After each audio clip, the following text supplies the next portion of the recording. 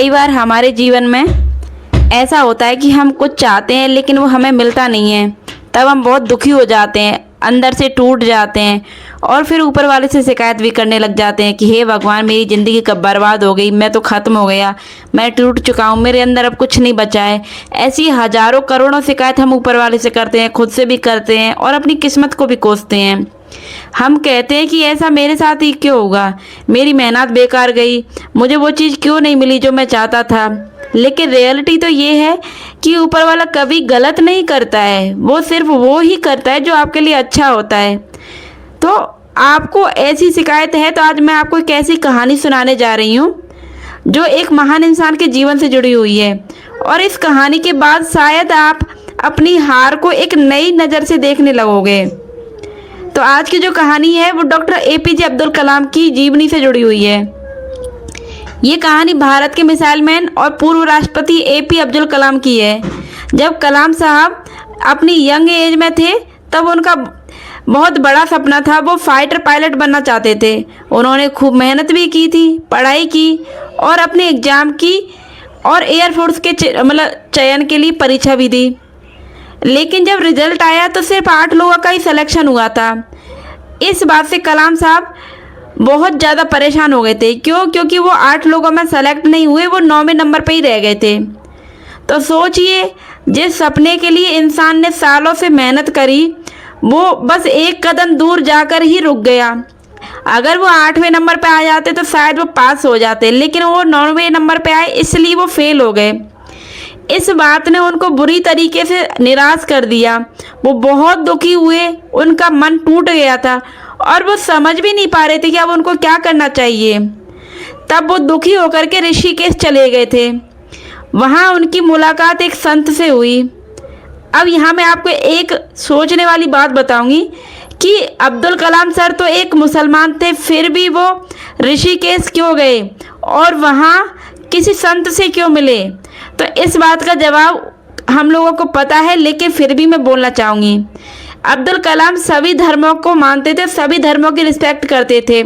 वो किसी एक धर्म से नहीं जुड़े थे। उनका जन्म बेशक मुस्लिम धर्म में हुआ था, लेकिन वो हर धर्म को मानते थे और हर धर्म की किताबों को पढ़ते थे। तो अब्दुल कलाम ऋषिकेश चले गए थे और वहाँ उनकी मुलाकात जिस संत से हुई, उस संत ने कहा कि जो हुआ है उसे एक्सेप्ट करो, हो सकता है कि भगवान ने तुम्हारे लिए इससे भी बड़ा रास्ता चुना हो।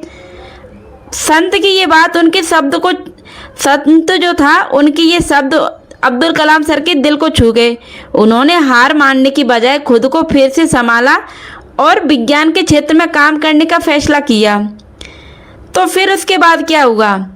वही इंसान जिसने पायलट बनने का सपना खो दिया था, आगे चल करके वही इंसान भारत का सबसे बड़ा साइंटिस्ट बना।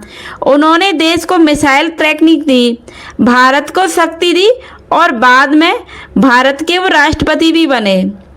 अगर उस दिन वो फाइटर पायलट बन जाते तो शायद दुनिया उन्हें इस रूप में कभी नहीं जान पाती। तो दोस्तों, हमें भी यही चीज़ सीखनी चाहिए। सीख भी यही है कि कई बार जो चीज़ हमें नहीं मिलती है, असल में वही चीज़ हमारे लिए बनी नहीं होती है। रियलिटी में वो हमें हमारी मंजिल तक पहुंचाने के लिए नहीं, किसी दूसरे रास्ते पर ले जाने के लिए वो इम्तिहान हमारे जीवन में आया था। अगर एक बार दरवाज़ा बंद होता है तो किसी नए दरवाजे की तैयारी करनी चाहिए, क्योंकि तुम्हारा जो सपना है वो टूटा नहीं है। हो सकता है ऊपर वाला तुम्हारे लिए इससे भी बड़ा सोच के बैठा हो। हर हार बड़ी जीत का रास्ता होती है। इसलिए अगर आज अपनी ज़िंदगी में कुछ आपके मन का नहीं हो रहा है तो दुखी मत होइए, क्योंकि ऊपर वाला शायद आपके लिए आपकी सोच से भी बड़ा तैयार कर रहा है। याद रखिए, जो खोया है उस पर रोइए मत, जो मिलने वाला है वो शायद इससे भी बड़ा होगा। ऊपर वाला देर नहीं करता है। ऊपर वाले के कहते भी हैं कि ऊपर वाले के घर में देर है, अंधेर नहीं। तो हो सकता है कि ऊपर वाला थोड़ी बहुत देर कर दे आपके सपने को आपसे मिलाने में, लेकिन वो वही करता है जो आपके लिए सबसे बेस्ट होता है। तो दोस्तों, आज के बाद कभी अपने आप को या अपनी किस्मत को मत कोसना। और अगर आपको ये कहानी अच्छी लगी हो या आपके दिल को छू गई हो तो प्लीज़ एक बार कमेंट करके बताइए कि अब तक कौन कौन अपनी किस्मत को कोसता था, लेकिन ये कहानी के सुनने के बाद आप अपनी लाइफ को और आपकी सोच को दोनों को बदलोगे। और अगर आपको वीडियो और भी अच्छा लगा तो प्लीज़ वीडियो को लाइक करना, शेयर करना। चैनल पर नए आए हो तो प्लीज़ चैनल को सब्सक्राइब जरूर करना। मिलती हूँ मैं आप सभी से एक और नई वीडियो के साथ में। ओके।